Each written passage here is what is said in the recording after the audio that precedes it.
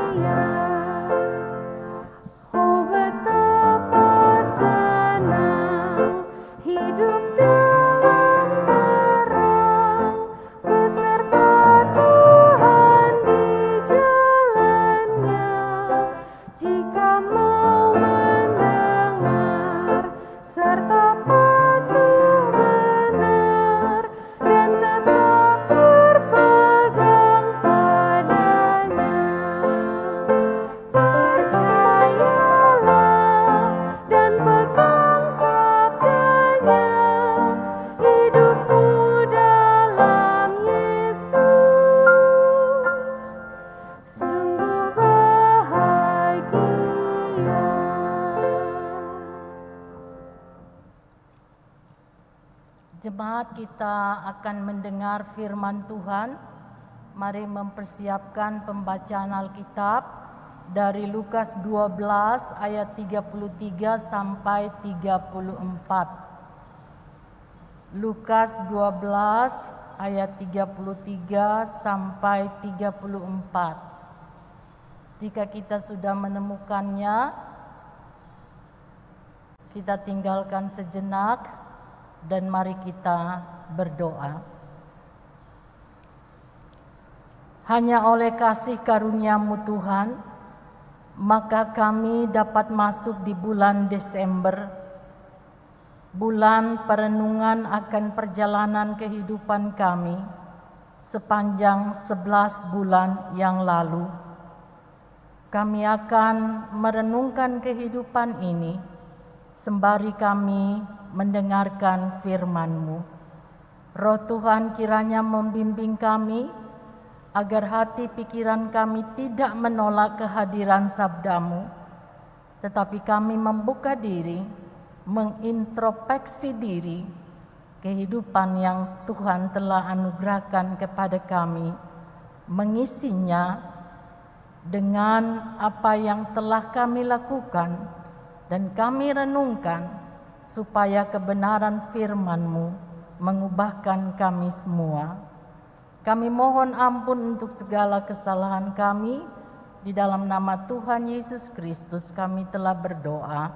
Amin. Marilah kita membaca Alkitab dari Lukas 12 ayat 33 sampai 34. Firman-Nya sebagai berikut. Jualah segala milikmu dan berikanlah sedekah. Buatlah bagimu pundi-pundi yang tidak dapat menjadi tua, suatu harta di sorga yang tidak akan habis, yang tidak dapat didekati pencuri dan yang tidak dirusakkan ngengat. Karena di mana hartamu berada, di situ juga hatimu berada. Demikianlah firman Tuhan. Terpujilah Yesus Kristus. Maranatha.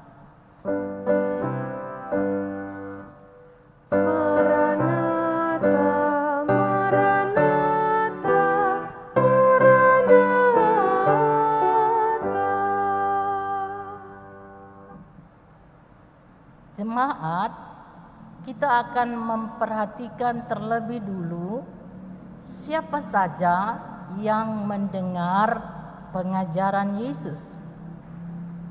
Lukas 12 ayat 1 mengatakan begini.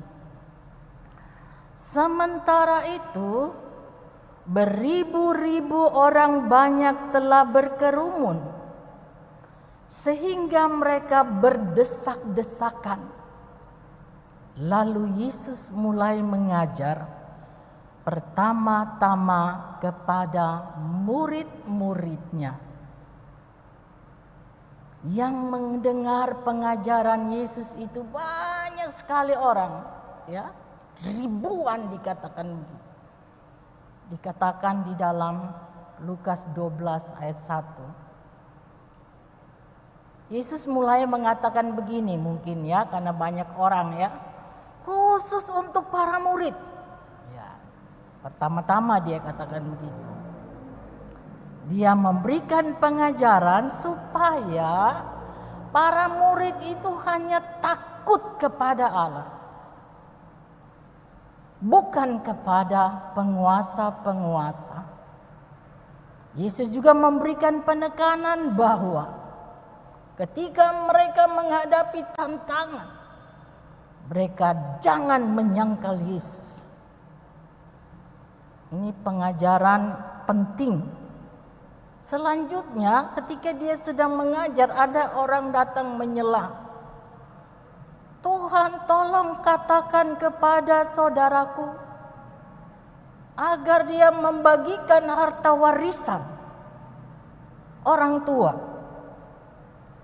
Nah, ini adalah kesempatan saudara-saudara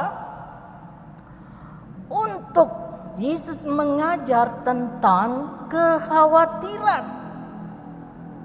Ya. Dia bicara dulu tentang orang kaya yang bodoh, yang mengumpulkan harta benda.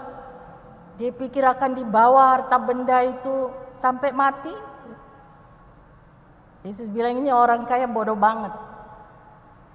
Lalu Yesus mulai dengan pengajaran tentang kekhawatiran. Kekhawatiran adalah kebiasaan mental yang tidak sehat dan merusak.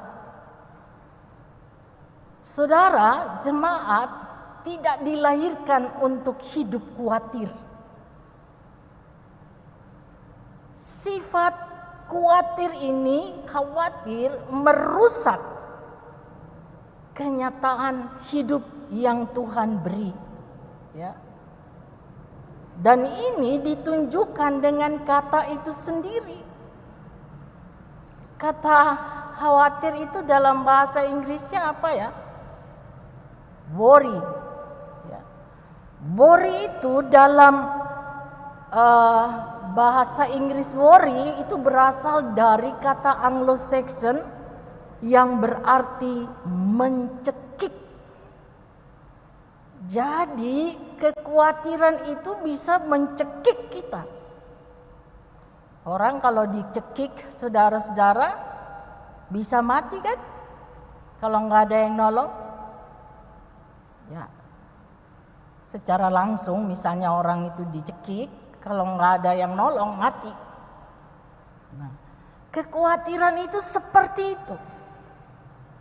Lama-lama dia mencekik kita dan kita mati dalam kekhawatiran. Ini diajarkan oleh Yesus sebelum dia berbicara tentang harta.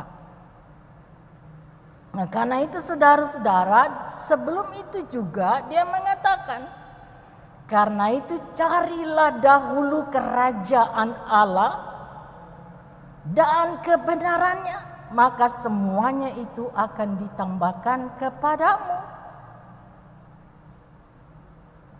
Lalu dia masuk dalam pengajaran pembacaan kita tadi. Nah, saudara-saudara, apakah sedekah itu? Menurut Kamus Besar Perjanjian Bahasa Indonesia, menurut Kamus Besar Bahasa Indonesia, sedekah artinya derma kepada orang miskin yang berdasarkan kasih kepada sesama. Sedangkan derma itu berarti pemberian kepada fakir miskin yang tumbuh dari kemurahan atau kebaikan hati manusia. Dari arti kata sedekah dan derma jelas sekali bahwa sedekah itu ditujukan kepada orang-orang miskin. Siapakah orang miskin itu? Orang miskin itu orang yang gak punya makanan dan minuman. Orang yang tidak punya pakaian dan tempat tinggal. Orang yang tidak punya obat-obatan ketika dia sakit. Ini adalah orang miskin dalam kategori miskin ekstrim. Ya, dia ada di garis kemiskinan, bukan lagi di bawah, di garis kemiskinan. Sering kita mendengar orang mengatakan bahwa orang miskin itu adalah orang yang tidak berada, atau bahkan kita pernah mengatakan itu. Kalimat orang yang tidak berada bila diartikan secara benar berarti a person who does not exist. Orang yang tidak eksis. Akibatnya saudara-saudara tanpa sadar orang miskin cenderung tidak berada dalam kebersamaan dengan kita ataupun dengan orang-orang lain. Mereka dipandang tidak berada dan mereka ada di luar lingkup kelas tertentu. Sekarang kita akan bicara tentang berikanlah dan harta di sorga. Yesus bilang berikanlah sedekahmu kepada orang-orang miskin. Ya kan? Kita udah dengar tadi apa itu sedekah, apa itu miskin. Nah, kita kembali akan bicara tentang berikanlah dan harta di sorga. Di dalam Alkitab ini ada cerita yang sejajar saudara-saudara dengan ayat 33. Yang pertama di kitab Injil Matius dikatakan ada orang muda kaya.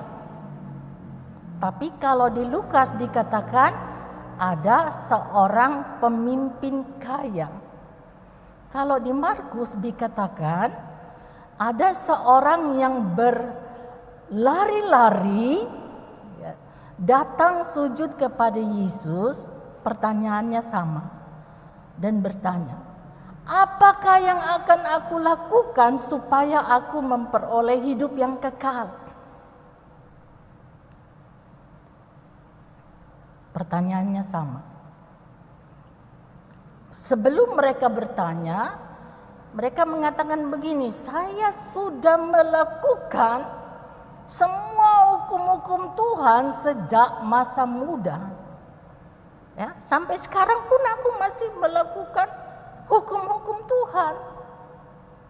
Tetapi mereka merasa ada sesuatu yang kosong. Apa yang harus aku lakukan supaya jaminan kehidupan kekal itu benar-benar saya rasakan, saya dapat pastikan. Lalu Yesus bilang begini, masih ada satu hal yang kurang. Jualah semua hartamu dan bagi-bagikanlah. Serahkanlah kepada orang-orang miskin, maka engkau akan memperoleh harta di sorga. Ya, pertanyaan tentang hidup kekal dijawab oleh Yesus tentang harta di sorga. Itu artinya hidup kekal dan harta di sorga itu identik, ya, sama. Nah, persoalannya saudara-saudara, bagaimana kita mengerti tentang cara membagi-bagikan harta itu kepada orang-orang miskin? Ada dua cara yang dilakukan sampai dengan hari ini. Orang kaya punya banyak harta, lalu dia perintahkan anak buahnya belikan kebutuhan orang-orang miskin dan serahkan kepada mereka. Itu cara yang pertama. Tapi ini cara yang tidak sesuai dengan pembacaan kita tadi, atau konteks di mana Tuhan Yesus menyuruh menjual harta kepada orang muda yang kaya, pemimpin yang kaya, dan orang yang berlari-lari itu. Nah, cara yang kedua adalah orang kaya menyuruh pegawainya membelikan kebutuhan orang-orang miskin, lalu dia datang membawa semua pemberian itu dan diterima langsung oleh orang-orang miskin. Nah, ini cara yang disebutkan di dalam pembacaan kita dan di bagian-bagian lain, di mana Tuhan menyuruh orang menjual harta dan membagi-bagikan kepada orang-orang miskin. Ada perbedaan yang besar, bukan? kita lihat bahwa ketika orang kaya menyerahkan hartanya kepada orang miskin, yang terjadi kira-kira apa ya? Yang miskin merasa hebat ya, maksudnya hebat itu siapa saya ya, kok dia orang kaya banget itu ya, dari istana barangkali datang, kau mau menjumpai saya ya. Dia merasa harkat hidupnya terangkat, saudara-saudara. Sementara orang kaya itu juga bisa melihat, oh begini tuh kenyataan kehidupan orang miskin.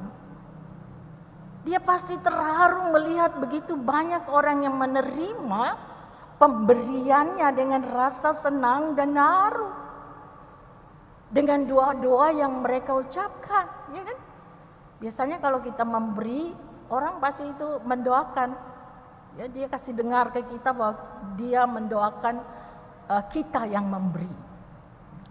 Yang paling penting dari semuanya itu adalah ketika seseorang memberikan langsung kepada orang miskin, terjadi persekutuan. Nah, ini yang Yesus mau. Selama ini di mana orang miskin, di mana orang kaya, nggak baku tahu, saudaraku. Ada kesenjangan yang luar biasa di dalamnya. Tetapi ketika orang kaya itu turun dan memberikan harta miliknya yang dibutuhkan oleh orang-orang miskin, maka jurang itu tidak kelihatan kan? Mereka menjadi sangat dekat. Mereka bersyukur, berterima kasih kepada Tuhan. Orang kaya yang bau harum itu bisa memeluk mereka yang sederhana dengan kasih. Inilah yang Tuhan Yesus mau, supaya terjalin persekutuan di antara orang-orang kaya dan orang-orang miskin. Saudara-saudara, melepaskan harta di bumi, mendapatkan harta di sorga. Harta di sorga itu sekali lagi identik dengan hidup yang kekal. Apakah hidup yang kekal itu hanya akan kita dapat setelah kita mati? Tidak. Hidup yang kekal itu kita peroleh saat kita membuka diri kepada Tuhan, menerima Yesus sebagai Tuhan dan melakukan kehendak-Nya. Sejak hari itu kita mendapatkan harta atau hidup kekal. Saudara-saudara, ada cerita begini. Suatu hari ada seorang pengusaha kaya sakit dan dirawat di ICU. Sudah 7 hari dia di ICU. Orang lain bisa terlelap, dia nggak bisa. Tapi kemudian malaikat datang. Malaikat bilang kepadanya, engkau akan hidup jikalau ada 50 orang berdoa untuk kesembuhanmu. Ya, dalam waktu 1 jam sampai dengan pukul 24, jika ada 50 orang yang berdoa untukmu, engkau akan hidup. Wah, si orang kaya ini senang hatinya. Kenapa? Karena pegawainya aja ada 2.000. Pasti ada dong yang berdoa. 1 jam itu penuh dengan ketegangan akhirnya. Terus malaikat datang lagi. Dia dengan senang hati bertanya, malaikat, pasti udah banyak ya yang berdoa untuk aku. Katanya, sampai dengan detik ini cuma 3 orang yang berdoa untukmu. Yang pertama istrimu, dan yang kedua lagi 2, 3 itu anakmu. Lalu malaikat perlihatkan slide di mana istrinya dan anak-anaknya sungguh-sungguh berdoa. Membuat si pengusaha kaya ini meneteskan air mata. Kenapa? Karena selama ini ternyata dia tidak memperhatikan istri dan anak-anaknya. Lalu dia tanya sama malaikat, "Malaikat, apakah tidak ada karyawan saya yang berdoa untuk saya?" Malaikat bilang, "Tidak ada. Karena waktu engkau memimpin, engkau sangat arogan, egois, memecat pegawai yang tidak bersalah." Malaikat pergi, saudara-saudara. Waktu terus berjalan mendekati pukul 24. Malaikat datang lagi. Dia bilang, "Kamu akan hidup." Kenapa? Siapa yang berdoa? Ada seorang anak menemukan koran dan dia membaca, "Oh, ini Bapak ini yang membawa bantuan buat kami." Kemudian dia pulang, dia ajak teman-temannya berdoa. Ada 47 orang, saudara-saudara. Siapa mereka? Mereka adalah orang-orang di panti asuhan. Sebelum pengusaha kaya itu sakit, dia sempat pergi ke panti asuhan. Dan itulah yang membuat ia diperpanjang hidupnya. Saudara-saudara, ini cerita, saudaraku. Tapi ini mau menunjukkan bahwa kehidupan kekal itu sudah bisa dialami sejak kita bertemu Yesus, kita bertobat, dan kita melakukan kehendaknya. Pengusaha itu sudah menyesal banget. Malaikat bilang, "Saya sudah lihat kamu menyesal. Kamu akan hidup." Baru dia bercerita, saudara-saudara. Nah, selanjutnya kita akan memperhatikan di mana hartamu, di situ hatimu. Saudaraku, harta jika diperoleh dengan cucuran keringat dan dicari dengan cara yang berkenan kepada Tuhan, maka harta itu menjadi tanda berkat Allah. Tetapi jika harta itu diperoleh secara instan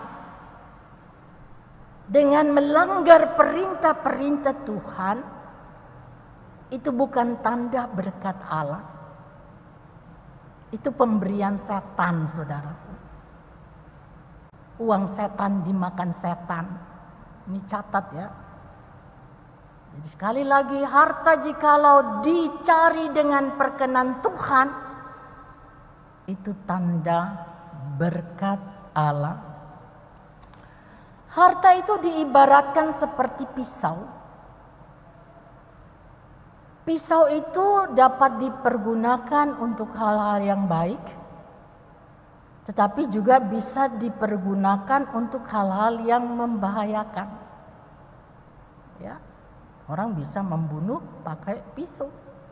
Nah, harta seperti itu, saudara-saudara. Di tangan orang benar, harta itu akan menjadi berkat bagi orang lain. Tetapi di tangan orang yang maruk harta, harta itu akan membinasakan dirinya sendiri. Karena dia akan diperbudak oleh harta dan harta menjadi sesembahannya. Mari kita lihat tentang hati. Hati dalam bahasa Yunani kardia. Hati dapat menunjuk pada pusat kehidupan fisik manusia, tempat di mana manusia merasakan, ya, tempat di mana manusia mengambil keputusan-keputusan, dan fungsi hati menurut tafsiran dari tafsiran bahasa Inggris, saudara, Exegetal Dictionary. Fungsi hati itu adalah sebagai tempat di mana manusia itu berhubungan dengan Tuhannya. Jadi saudara-saudara, sebenarnya dari ayat 34 ini Yesus mau bilang begini, saya enggak mau loh di dalam hatimu ada yang lain. Saya hanya mau di dalam hatimu ada aku yang engkau sembah. Ya. Sebab kalau ada yang lain, kamu pergi kemanapun, yang lain itulah yang ada di dalam hatimu. Aku menjadi yang tersekian. Itu yang mau dikatakan oleh Yesus di dalam pembacaan kita tadi. Tuhan tidak pernah membenci orang menjadi kaya, saudara-saudara.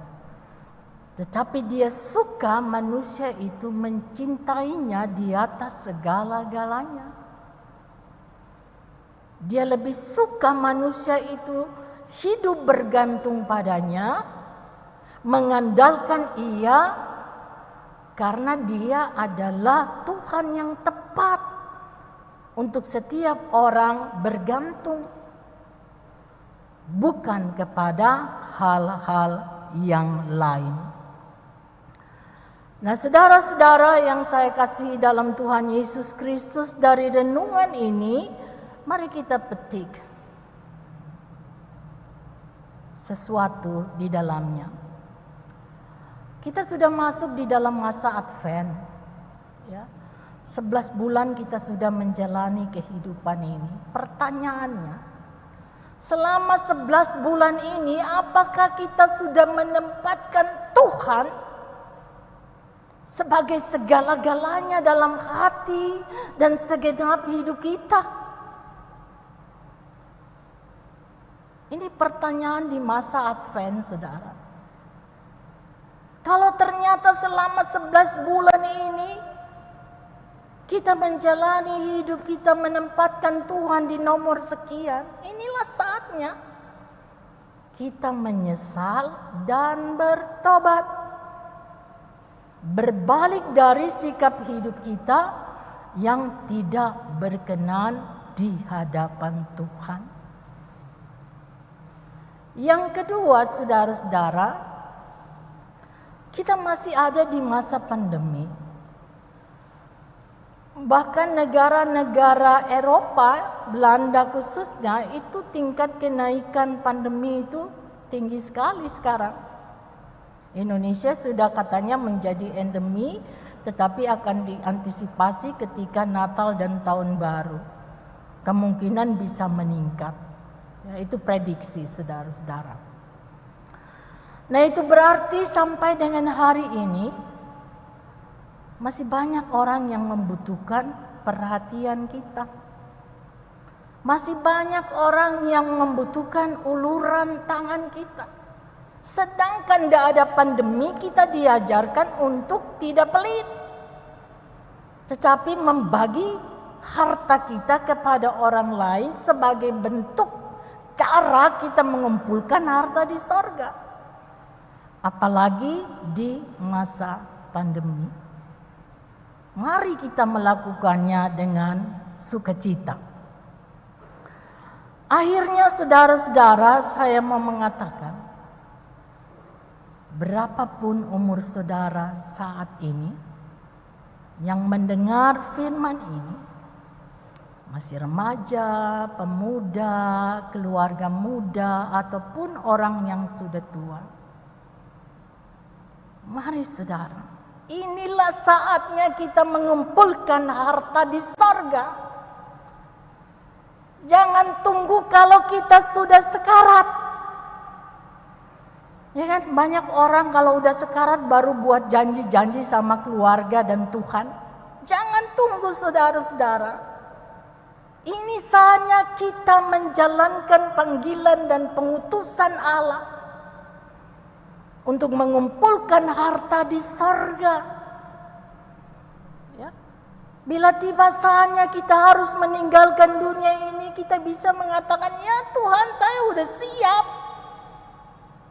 Semua sudah saya kerjakan di dalam kehidupan ini.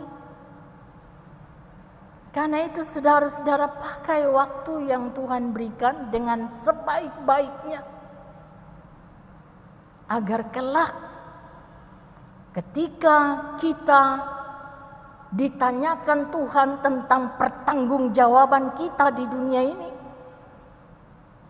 kita dengan berani tanpa ragu-ragu mengatakan kepada Tuhan, "Ya Tuhan, saya sudah melakukannya." Amin.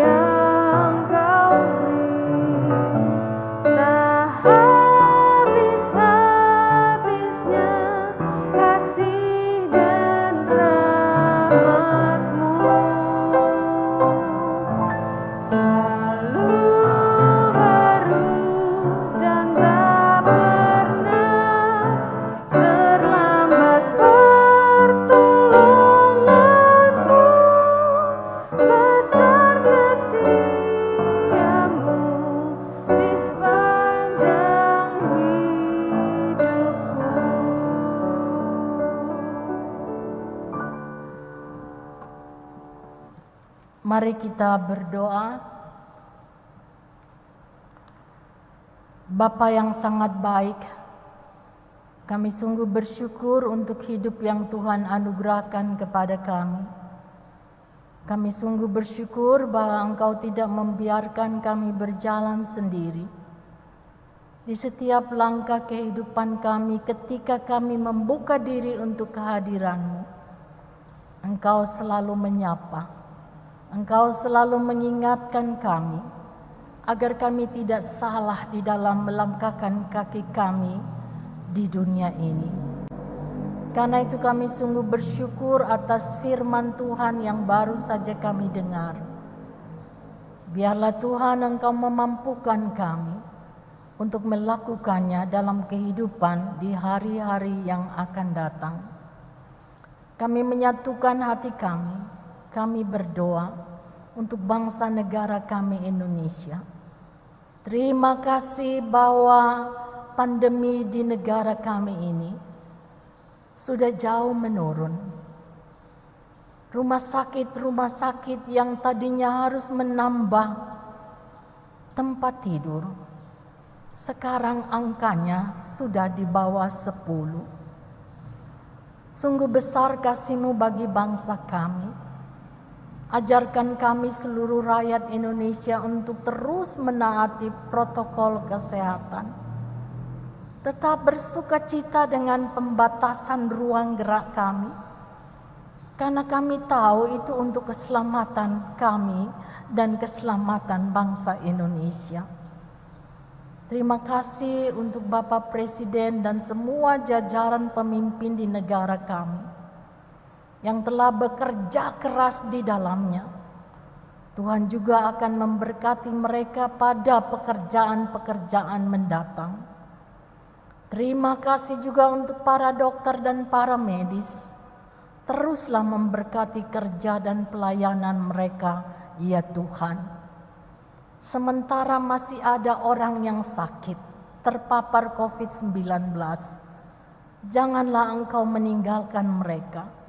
Taruh tangan-Mu di atas kepala mereka untuk memberkati dan menyembuhkan mereka, ya Tuhan. Kami berdoa untuk orang-orang yang mengalami bencana alam di mana saja mereka berada. Tuhan juga hadir untuk memberikan penghiburan, penguatan, dan Tuhan mencukupkan semua biaya kehidupan mereka. Kami berdoa ya Tuhan untuk gereja kami GPIB Sumberkasih. Sebentar lagi kami akan merayakan Natal. Akan ada hymn singing sebelumnya. Tuhan berkenan kiranya melengkapi pelayan-pelayan Tuhan, para pendeta yang Tuhan pakai untuk melayani, penatua diaken yang juga memberikan pendampingan, agar mereka dapat mempersiapkan diri dengan baik, sehingga pelayanan ke depan akan berjalan dengan lancar. Kami juga berdoa ya Tuhan untuk panitia pembangunan gedung serbaguna dan ruang pelkat. Kami bersyukur karena di pandangan kami pembangunan itu sudah separuh jalan ya Tuhan. Kami mohon Tuhan terus menyertai agar pekerja bekerja dengan tanggung jawab, dijauhkan dari berbagai ancaman dan mara bahaya. Panitia dan juga yang mengontrol setiap hari, pemborong juga dapat melakukan tugasnya dengan baik. Pada waktu Tuhan, biarlah kami persembahkan untuk hormat dan kemuliaan Tuhan pembangunan yang ada ini. Kami juga berdoa untuk panitia emeritasi. Biarlah Tuhan juga tetap menyemangati mereka di dalam segala usaha dan kerja keras mereka. Tuhan nyatakan perbuatan-Mu yang dahsyat, bahwa apa yang mereka kerjakan tidak sia-sia, bahwa Tuhan akan memperlihatkan kuasa-Mu di dalam semua pekerjaan yang mereka lakukan. Untuk semua jemaat yang telah memberi, baik melalui kolekte minggu ketiga maupun melalui proposal maupun melalui sumbangan-sumbangan tanpa proposal. Tuhan, lihatlah ketulusan hati mereka dan biarlah Engkau melimpahkan berkat-berkat kehidupan di dalam seluruh perjuangan kerja mereka, anak-anak menantu mereka dan segenap keluarga. Ya Tuhan Allah kami, sekarang kami hendak berdoa untuk kekasih-kekasih kami yang sakit, yang ada di sektor 1 sampai sektor 8, yang bersama kami di sini maupun yang berada di luar negeri. Tuhan berkenan memberkati segala usaha penyembuhan yang dilakukan para dokter dan para medis juga keluarga, agar kekasih-kekasih kami boleh merasakan kuasa Tuhan di semua upaya yang dilakukan. Secara khusus kami berdoa untuk Ibu Yabia Peters, istri dari Bapak Pendeta Herman Peters, yang dalam proses penyembuhan ya Tuhan, akibat jatuh dan tulang rusuknya bengkok. Ya Tuhan Allah kami, Engkau dokter agung kami, jamalah bagian tulang rusuknya untuk meluruskannya, dan Engkau pakai semua penyembuhan yang dilakukan benar-benar untuk mendatangkan kesembuhan sorgawi. Terima kasih ya Tuhan Allah kami hendak berdoa untuk persekutuan jemaat Tuhan Sumber Kasih yang penuh pergumulan. Tuhan berkenan menunjukkan jalan keluar, yang masih berduka utamanya di bulan Desember ini. Duka cita itu terasa sangat menggigit Tuhan. Engkau berkenan memberikan kekuatan dan penghiburan. Anak-anak kami yang akan mengikuti ulangan-ulangan, Tuhan berikan mereka kemampuan untuk belajar dengan baik dan menghasilkan nilai-nilai yang baik. Terima kasih ya Tuhan Allah kami. Kami menyerahkan kehidupan kami di minggu ini. Tuhan terus menyertai kami dalam tugas dan pelayanan kami. Ya Tuhan Allah kami juga hendak berdoa untuk kekasih-kekasih kami yang melakukan tugas mereka mendampingi hamba-Mu di dalam rekaman ini, juga dalam puji-pujian. Tuhan berkati mereka di dalam kehidupan mereka sehari-hari. Inilah doa kami yang kami alaskan di dalam nama Tuhan Yesus Kristus yang telah mengajar kami berdoa. Bapa kami yang di sorga, dikuduskanlah nama-Mu, datanglah kerajaan-Mu, jadilah kehendak-Mu di bumi seperti di sorga. Berikanlah kami pada hari ini makanan kami yang secukupnya, dan ampunilah kami kesalahan kami, seperti kami juga ampuni orang yang bersalah pada kami. Dan jangan membawa kami ke dalam pencobaan, tetapi lepaskanlah kami daripada yang jahat.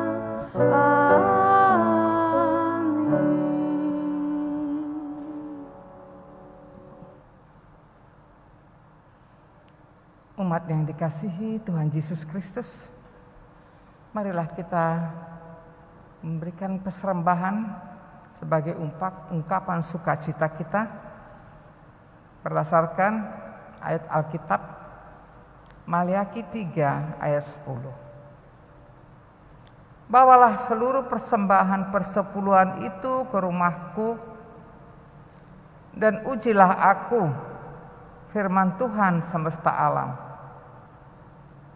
Apakah aku tidak membukakan bagimu tingkap-tingkap langit dan mencurahkan berkat kepadamu sampai berkelimpahan? Berdasarkan firman Tuhan ini, mari kita memberikan persembahan syukur kepadanya. Kolektor yang terkumpul dapat disetorkan ke rekening GPIB Sumber Kasih seperti yang tertera pada layar. Tuhan memberkati saudara dan persembahan saudara.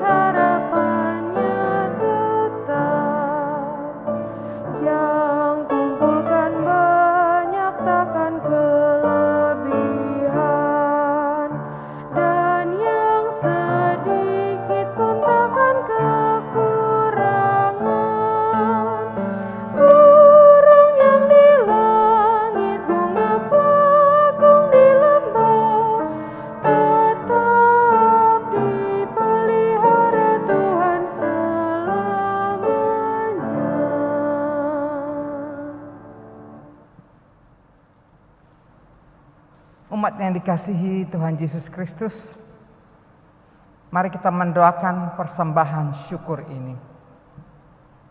Ya Tuhan, berkatilah persembahan yang kami berikan ini. Jadikanlah persembahan ini menjadi berkat bagi pelayanan kasih dan keadilan, bagi kemuliaan nama-Mu. Di dalam nama Tuhan Yesus kami berdoa. Amin. Jemaat, kita akan mengakhiri ibadah keluarga pada malam hari ini. Lanjutkan aktivitas kehidupan saudara dengan selalu mengingat bahwa Tuhan menghendaki kita menempatkan Dia di atas segala-galanya.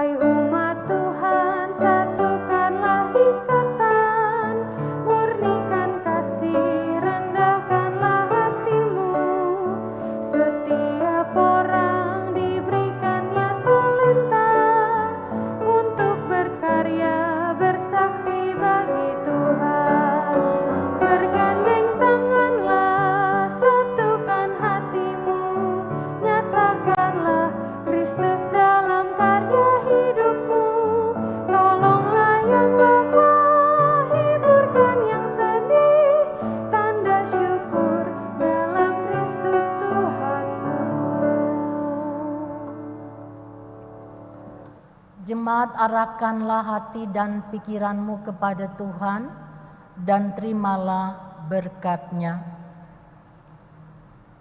Kasih karunia Tuhan Yesus Kristus dan kasih Allah dan persekutuan Roh Kudus menyertai kamu sekalian.